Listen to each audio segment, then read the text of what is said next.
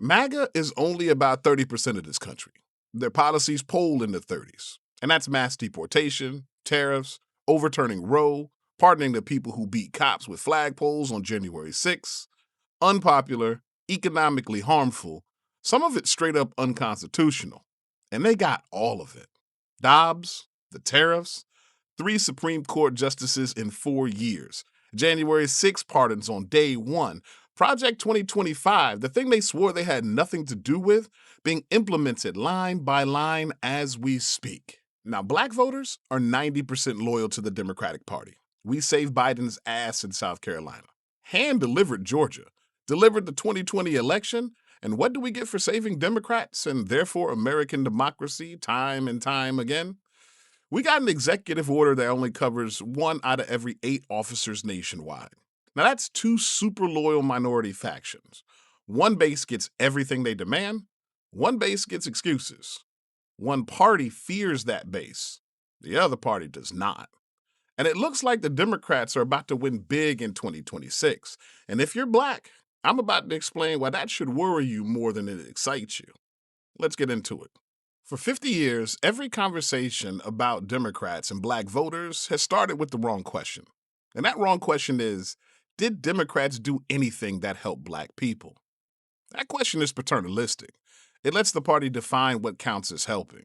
When everything in politics is typically pass-fail, it grades on a curve. It compares Democrats to Republicans, which is ridiculous since Republicans haven't been hospitable to blacks since LBJ. But what if instead of comparing Democrats to Republicans, we compared them to themselves, to how they treat every other constituency in their coalition? Here's the right question. When black voters make a clear, organized demand, does the Democratic Party deliver? The way they deliver for AIPAC, the way they deliver for the LGBTQ community, the way they deliver for organized labor, the way they deliver for the pro-choice movement, because those minority groups get their phone calls returned. Respect for Marriage Act passed with the same 50-50 Senate that killed police reform. 12 Republican senators voted yes. Schumer prioritized floor time. Leadership negotiated with the religious liberty carve-outs to get the votes, and it became law. Israel aid, $14.5 billion, passed against open dissent from 30-plus House Democrats and a chunk of the Senate caucus. Leadership moved on it anyway. Biden walked a UAW picket line, the first sitting president in American history to do that. That political investment was visible. Now name the equivalent move for black voters. Take your time. I'll wait. Every Democratic constituency gets to test of whether the party will spend political capital on them. And typically, they get what they want. Black voters, though, get excuses. And when the Democrats take power again, no matter the margins, we're going to get more of them. Now, this is the part where you say, but bruh, are you really about to argue that the Dems don't give black folks stuff? No, I'm about to demonstrate that the Dems don't give black folk the stuff that they ask for. Further, we're going to demonstrate that the reasons they give black people as to why those things don't get done doesn't hold under any kind of scrutiny, which is why they don't want you asking too many questions. Too bad that's exactly what we do around here at Lion's Share. And before I roll out the receipts, quick thing. This is exactly the kind of video that certain folks would prefer didn't exist. Institutional Democrats are going to dislike this video. Establishment black commentators whose whole brand is now is not the time are going to suppress this thing. The strategists who spent 30 years telling us to do what they say because the other guys are even worse are definitely going to dislike this video. Good. Let them. If it's making them uncomfortable, then it means it's working. But the algorithm doesn't know the difference between their dislike and yours. So if you're with me on this, if you want more of this kind of conversation, the kind that doesn't apologize for asking hard questions about who's actually delivering for us, hit that like, hit the subscribe, drop a comment, even one word.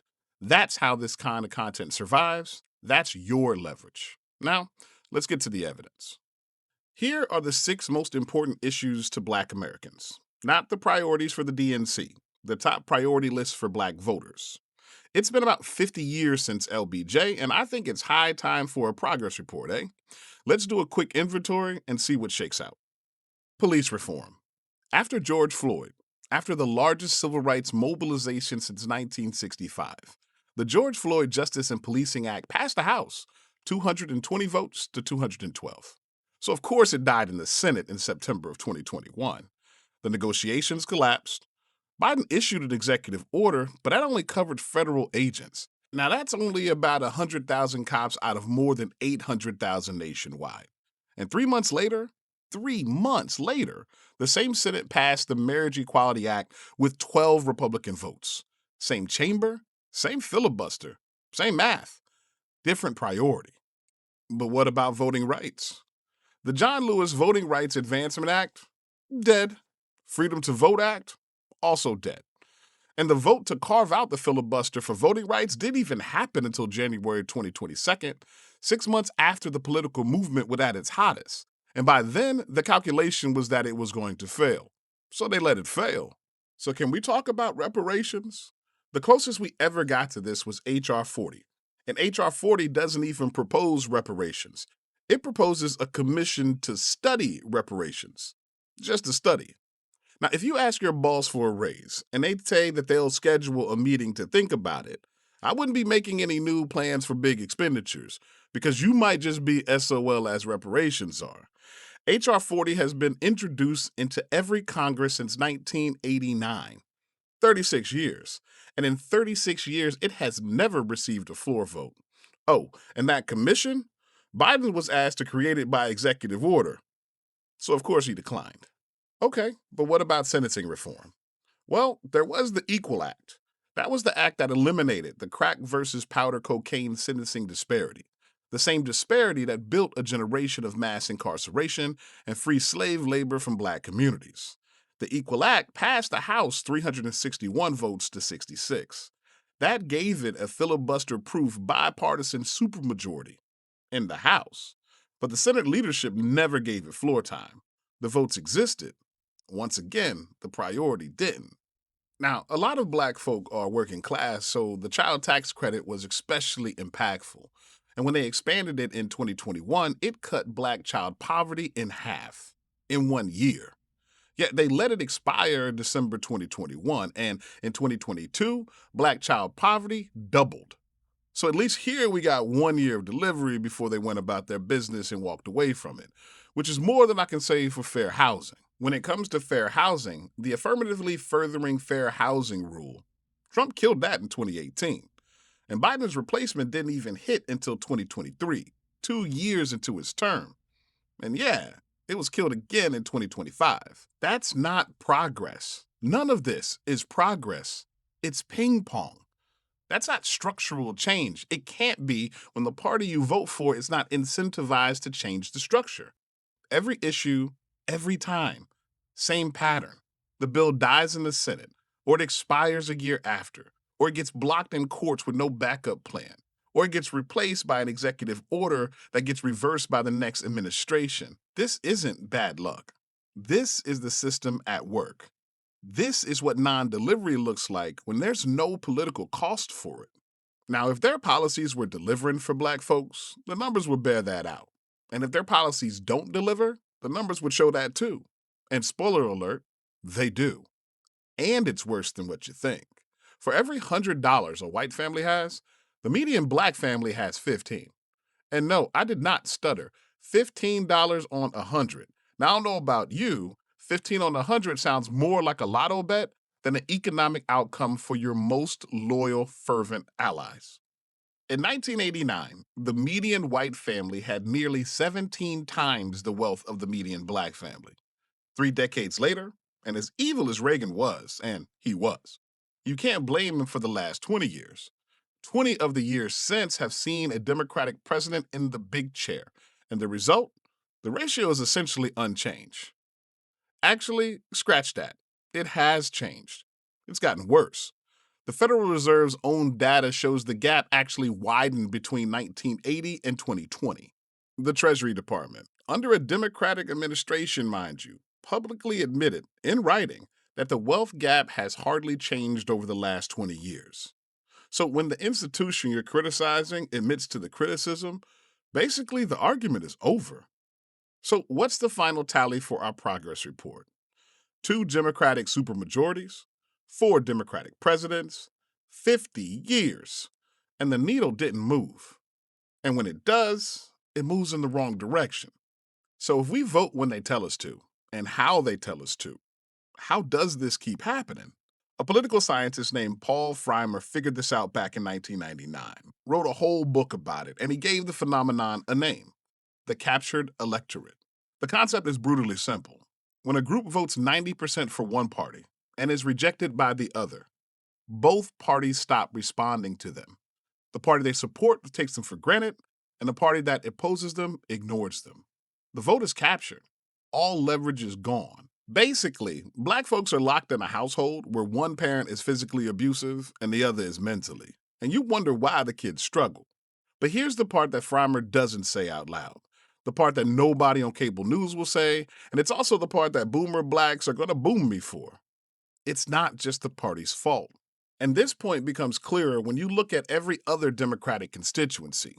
It's easy to know where you are in the circus when you see where everyone else is sitting under the tent. And what you see is that when other constituencies clap, the ringmaster makes moves. In fact, you'll find that each of these factions does something drastically different than black folk, something that ensures their priorities actually get met. AIPAC primaries Democrats who break their line spent over $100 million in 2024 alone. Jamal Bowman lost his seat, and so did Cori Bush. That's a credible threat. The Human Rights Campaign primaries defectors. Organized labor withholds their endorsements, their ground game, and their funds. Emily List runs candidates against incumbents who don't deliver. Every one of these groups is a minority voting faction just like black folk.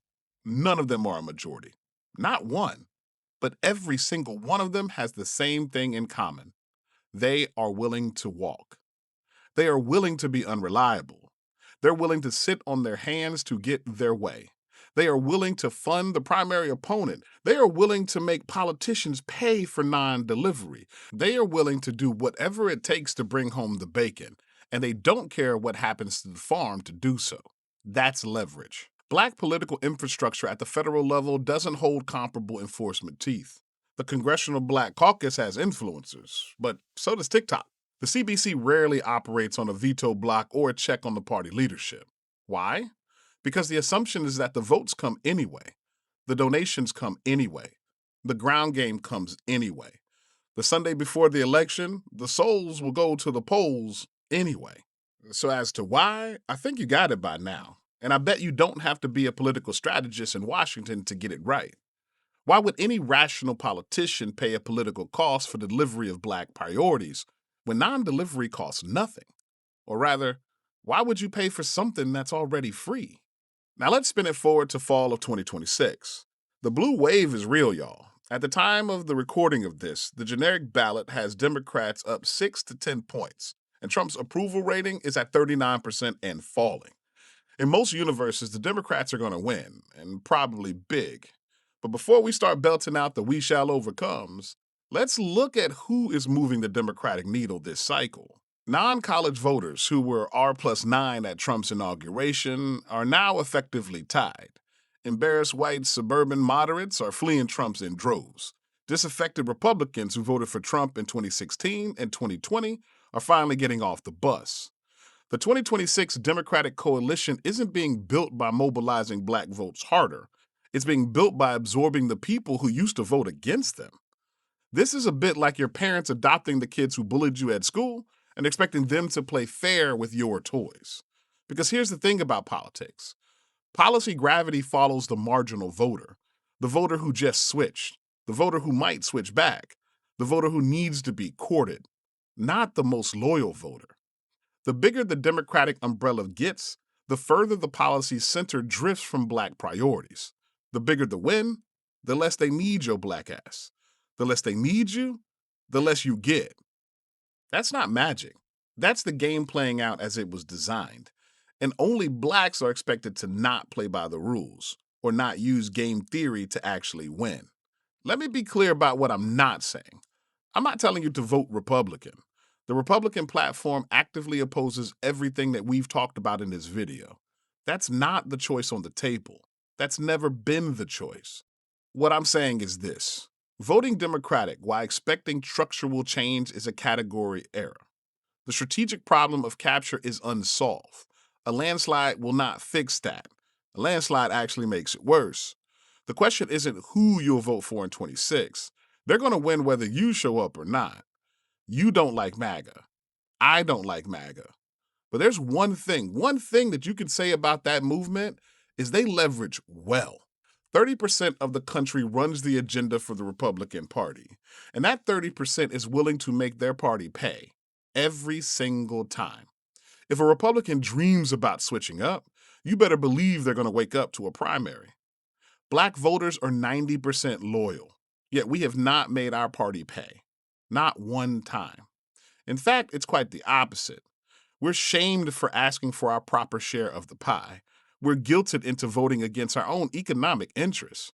We're browbeaten by paternalistic liberals who tut-tut at our inability to understand the intricacies of why it makes total sense for them to push our demands off time and time again. But actually, it's even worse than that. Because if for any reason our support dips under 90%, they blame us for losing elections. The difference isn't math. The difference is the cost. So the real question for 2026 isn't whether the Democrats will win. It's whether, when they do, you've built anything that makes them owe you something this time. Have you actually incentivized your party to do right by you? Or are they doing just enough to keep you, but not enough to keep you happy? Drop your answers in the comments. Tell me what leverage looks like to you, and tell me what you're willing to do or stop doing to actually build it. Because if that answer is nothing, then in 2028, we'll be making this video again.